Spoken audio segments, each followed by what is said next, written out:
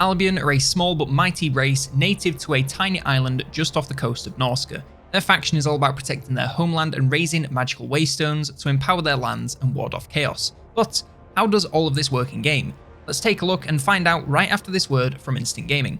If you want games but you don't want to pay full price, then Instant Gaming are just what you've been looking for. They got Black Myth Wukong for over 15% off, Sins of a Solar Empire 2 for over 50% off, and literally thousands of other games for cheaper prices than you can find them anywhere else, all backed up by their 24/7 customer service. Check out some deals in the link below, and thanks to Instant Gaming for sponsoring the channel. So first off, let's start with Albion's racial mechanics that are shared by both factions. First up, Albion Storm. This is real simple. Every so often, huge storms will roll across Albion on the campaign map, and not only do they look pretty cool, they also cause attrition to enemy armies in the area, giving you a great natural defense in your homeland. In the mod description, it also says it causes custom battle weather, but I've not been able to get this working. However, this could be down to the fact that Warhammer 3 has just been patched as I'm recording this video, so it may be working by the time you play this for yourself. Next up, Waystone Restoration. These are a new building type that can be built in any capital city, similar to the geomantic web from the Lizardmen. It even uses the same UI to indicate where they're built. Once built and upgraded, they'll be able to empower the region, provided neighbouring regions are of the same power level or higher. This empowers the commandments, just like the Lizardmen.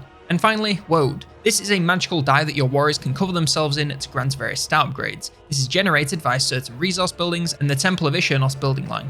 For basic unit upgrades, you have 4 options. Karnos, which increases leadership, reduces fire resistance, and grants snipe and stalk. This is a great option for using on ranged units or flankers to allow them attack from hidden locations. As long as you're not up against fire damage, there's no real downside. The Raven Queen decreases armor to gain speed, devastating flanker, and causing fear. It's another great one to use on flanking units, especially cycle chargers and chariots. The decrease in armor will make them more vulnerable, but as long as they keep moving, you don't need to worry about that, and can just enjoy the added speed and damage. Bleeder increases weapon and missile strength, and grants feral rage and a barrier. Any damage dealer in melee form or range will get great value out of this one, so just about anything in your army that isn't focused on defense.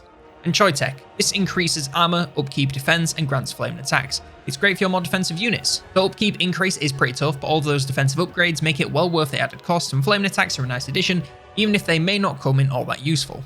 Once an upgrade is chosen, it cannot be changed later, so make sure you're happy with your decision before you pick. And lastly, we have those commandments. Harsh and Tithes increases income from local buildings. This is useful for when you need a little extra economical help, especially in your more profitable provinces. Call of the Clans improves recruitment, so is obviously great for building up armies locally.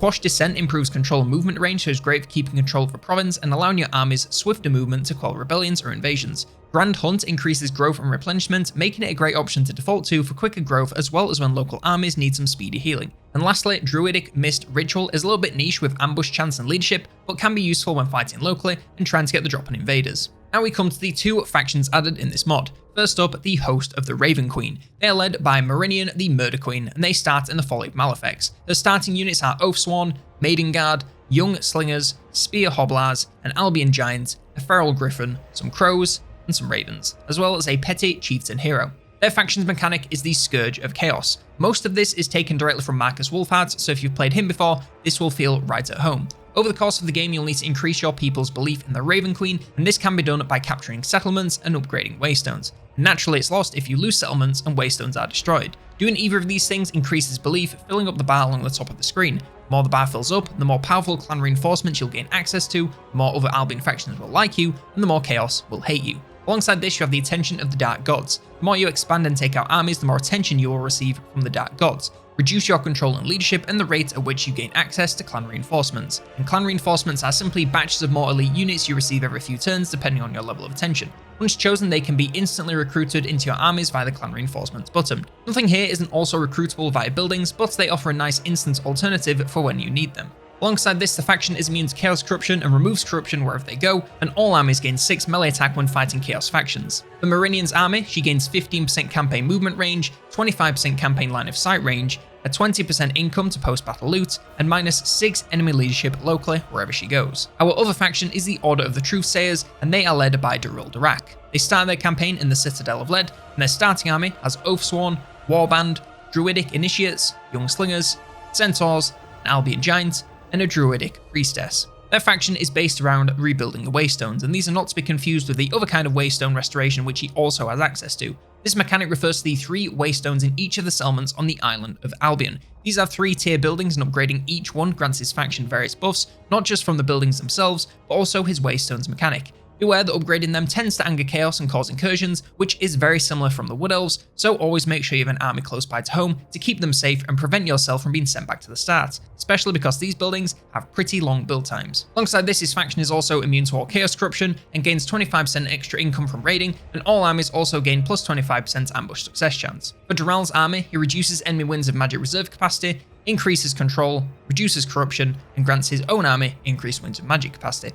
Now for a few words about the campaign side of Albion. I was a little bit worried coming into the mod that they'd just be another Norsca, which, at the time when they came out, already felt like a bit of a Wars of Chaos knockoff, but I'm pleased to say that they really aren't. Whilst this fighting in the Chaos Waste is getting a little bit stale purely from just how many factions are up there these days, the mechanics of Albion, combined with their unique alignment for the area, makes them feel quite fresh to pick up and play. It's a little like if the Boris campaign was actually well designed and you felt like you could belong there. I will say their shared mechanics are probably the weakest part of the faction. Albion Storm only affects this tiny island rather than any way a faction goes, which would have made it a lot more common to see and feel like something you can actually work alongside rather than having to go looking for it. The Waystone Restoration is a decent idea in theory, but similar to the geomantic web it's inspired by, the work required is not even close to proportional to the reward given in the form of those improved commandments. And World is just whatever. Small unit improvements from a resource you get drip fed over the course of the game. I can't really complain too much, this one's just fine. The individual faction mechanics, however, are much better. The Raven Queen's Scourge of Chaos pulling from Marcus feels really great and makes a lot of sense, giving you a real feeling of pushing back against chaos and just barely hanging on by a thread. The Waystones of the Truthsayers is a little bit less exciting, but also a lot easier, with the one downside being the constant requirement you have an army waiting at home.